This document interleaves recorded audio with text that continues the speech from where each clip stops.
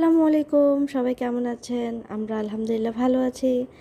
আজকে আমরা এসেছি ফার্নিচারের দোকানে। আমার সংসারের জন্য কিছু ফার্নিচার কিনবো। আহ, যখন নতুন সংসার শুরু করেছিলাম তখন অনেক কিছুই ছিল না। প্রায় দুই একটা জিনিস নিয়েই সংসার শুরু হয়েছিল। এখন আস্তে আস্তে সব কিছু কিনবো, কিনতে আসছি। উম, এই তো আসলে সংসার জীবনটাই এমনই, একসাথে সব কিছু পাওয়া যাবে তা না। আপনাকে কষ্ট করে আস্তে ধীরে ধীরে সব কিছু কিনতে হবে, নিতে হবে, ম্যানেজ করে নিতে হবে। যদিও আমার ধৈর্য শক্তি খুব কম, আমার অনেক সময় অনেক কিছু আমি মেনে নিতে পারি না, আমার রাগ উঠে যায় খুব প্রকাশ করে ফেলি।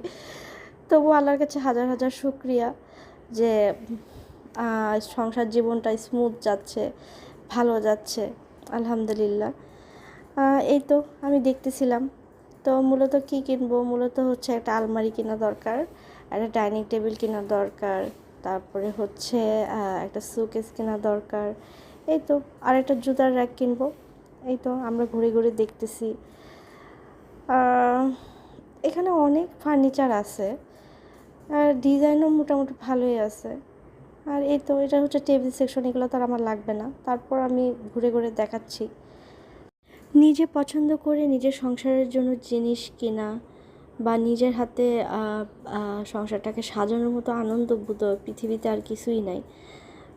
মনে করেন নিজের সংসারের জন্য একটা প্লাস্টিকের কৌটা কিনলেও খুব ভালো লাগে, যে হ্যাঁ এটা আমার সংসারের জন্য কিনা হচ্ছে। বা জানালার পর্দা পর্দা কিনলে খুব ভালো লাগে, একটা বিছানার চাদর কিনলে ভালো লাগে।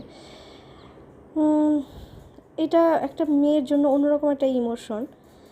আমি মনে করি বাবা মা বা শ্বশুর শাশুড়ির সাথে থাকলে কখনো নিজের সংসার করা হয়ে ওঠে না, বা নিজের কখনো সংসারের যে অনুভূতি সেটা বোঝা হয়ে ওঠে না। তা আমি মনে করি ছেলে মেয়েদেরকে বিয়ে হওয়ার পরে আলাদা করে দেওয়াই উত্তম।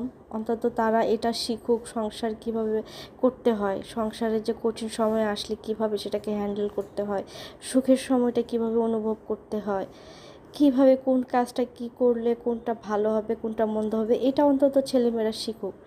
এটা আমার নিজস্ব মতামত। কেউ এটা নিয়ে আবার মাইন্ড করবেন না। আমরা ফার্নিচার পছন্দ করে কিছু টাকা অ্যাডভান্স করে দিয়ে আসলাম। ওনারা বললো 7 দিন পরে ওনারা হচ্ছে মালগুলো ডেলিভারি করে দিবে। 7 দিন পরে যখন আমরা মালামালগুলো বাসায় ডেলিভারি নিব, তখন বাকি টাকা আমাদের পেমেন্ট করে দিতে হবে। হ্যাঁ এই তো, এই ছিল আমার সংসারের জিনিসপত্রের শপিং ব্লগ। সবাই ভালো থাকবেন, আমাদের জন্য দোয়া করবেন। আল্লাহ হাফেজ।